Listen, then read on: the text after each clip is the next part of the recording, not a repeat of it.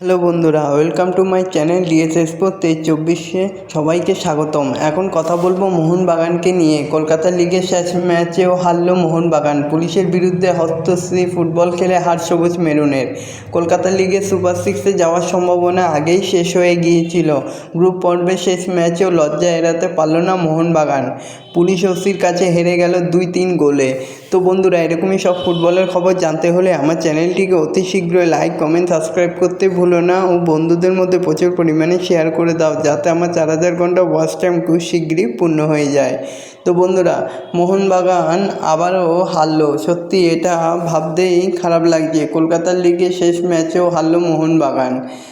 গ্রুপের পর্বের শেষ ম্যাচেও লজ্জা এড়াতে পারল না মোহনবাগান। পুলিশ ওসির কাছে হেরে গেল 2-3 গোলে। নিয়ম রক্ষার ম্যাচেও পয়েন্ট পেতে ব্যর্থ ডেগি কার্ডিজের দল। কল্যাণী থেকে ব্যারাকপুরে সরিয়ে নিয়ে যাওয়া হয়েছিল খেলা, সেখানেও আগাগোড়ায় ছন্নছাড়া ফুটবল খেলেছে মোহনবাগানের ফুটবলাররা। 13 মিনিটে গোল হজম করে মোহনবাগান। পুলিশের ওসিফ আহমেদ দূরপাল্লার শটে গোল করেন। মোহনবাগানের গোলকিপার অভিষেক তখন জায়গাতেই ছিলেন। আর কিছুক্ষণ পরেই একটা সুযোগ পেয়েছিল মোহনবাগান, কিন্তু সালাউদ্দিন বল গোলে পাঠাতে পারেনি।